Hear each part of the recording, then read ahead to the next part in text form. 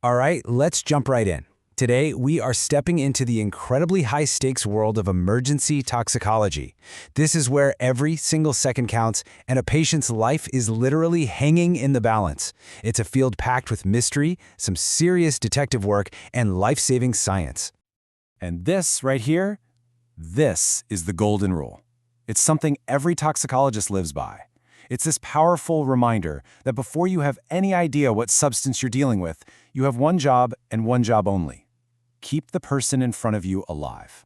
The focus is always on the human, not the chemical. Right, so that's the million-dollar question, isn't it? An unconscious patient rolls into the ER, you've got no history, zero clues. Where on earth do you even begin? Okay, let's get into it. The clock is ticking, literally. Before anyone even thinks about a diagnosis, the first and only priority is to prevent immediate death. It's all about one thing: stabilization. So how do they do it? They fall back on this rock-solid, systematic protocol, the ABCDs. A is for airway. Simple question: can the patient even breathe? B is for breathing. Okay, are they getting enough oxygen into their lungs? C is for circulation. This means getting IV lines started fast for fluids and life-saving drugs. And D is for disability, a super quick check of their level of consciousness and how their pupils are reacting. Every single step is a critical intervention. Now, while all that stabilization is happening, doctors might give what's famously known as the coma cocktail. It's not what it sounds like. It's actually a rapid-fire treatment for the most common and easily reversible causes of unconsciousness. You've got dextrose for low blood sugar, naloxone to reverse an opioid overdose, and thiamine to protect the brain. It's pretty brilliant because it's both a treatment and a diagnostic test all in one shot. All right, so the patient's breathing. They're stable. For now. The immediate fire is out. But now, the real work begins. Now it's time for the detective work. This is the hunt for clues to figure out who or what the culprit is. And just like any detective, you start by asking questions, following the classic 5 W's. Who is the patient? What's their age? Any underlying health problems? What did they take? And crucially, how much? When did this all happen? Because that timing is everything for treatment. Where, as in, how did it get in their body? Did they swallow it, breathe it in? And maybe the most important, why? Was this an accident or was it intentional? Every single answer is a vital piece of the puzzle. And what's amazing is that sometimes the best diagnostic tools a doctor has are their own senses. I mean, check this out. The very specific smell of bitter almonds on someone's breath, that screams cyanide. A strange garlic odor could be organophosphates. Even sight plays a huge part. That classic cherry red skin is a telltale sign of carbon monoxide poisoning. The body itself is telling a story, if you know how to read it. So, you've got all these clues, right? A weird smell here, a vital sign there, what the pupils look like.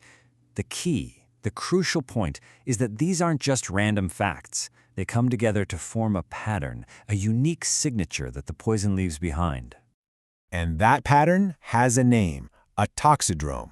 Seriously, think of it exactly like a poison's fingerprint.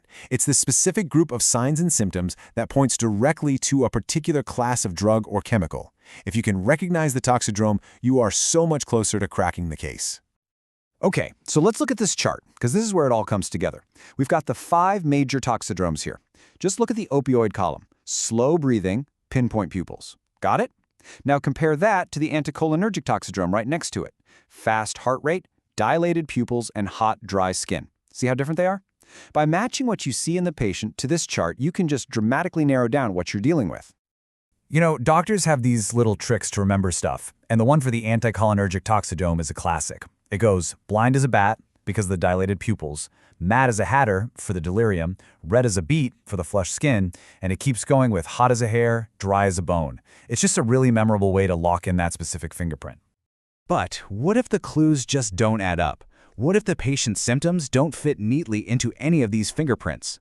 Or, and this is the big one, what if it's not a poison at all? Getting tunnel vision on poisoning can be deadly.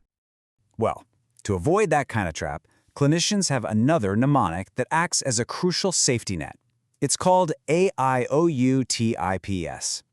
This checklist basically forces them to run through everything else that could be going on, from a serious infection or head trauma to a stroke. Look closely. See how poison is just one of the P's on this list? This makes sure they don't get fixated on it when the real culprit might be something else entirely. So, Out of all those possibilities on the list, what's the very first thing you check? Always the blood sugar. No exceptions. Why? Because a dangerously low blood sugar, hypoglycemia, is a master impersonator. It can look exactly like a poisoning, and it's incredibly easy to fix with a simple shot of dextrose. It's the one thing you absolutely cannot afford to miss.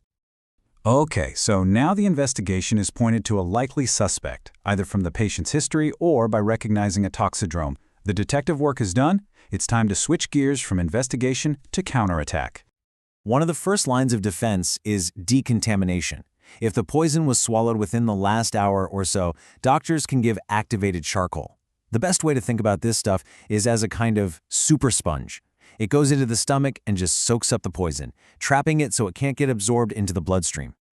But the real game changer, the ultimate weapon in the arsenal, is the antidote. These are like molecular keys, true magic bullets that are specifically designed to go in and counteract a specific poison.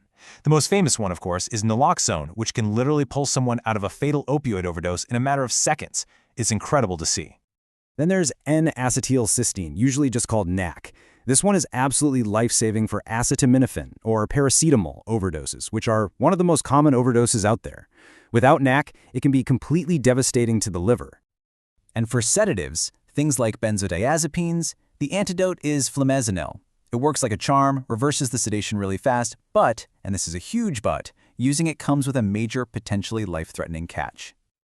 And this is that critical warning. It's a piece of clinical wisdom that can literally mean the difference between life and death. You never give flumazenil if you even suspect a patient has taken both sedatives and certain kinds of antidepressants. Why? Because the antidepressants make the brain more prone to seizures, and when you suddenly reverse the sedative with flumazenil, you can unleash these violent, uncontrollable seizures that can be fatal. It's a stark reminder that even antidotes are powerful drugs that require incredible judgment. So when you take a step back and look at the whole thing, from the ABCs to the toxidromes to the careful use of antidotes, what does this all tell us? It's really a masterclass in how to think under pressure. It's a system that's designed to bring order to absolute chaos, to find a clear signal in a whole lot of noise. It really shows us that when the stakes are at their highest, having a clear, systematic approach isn't just helpful, it's everything.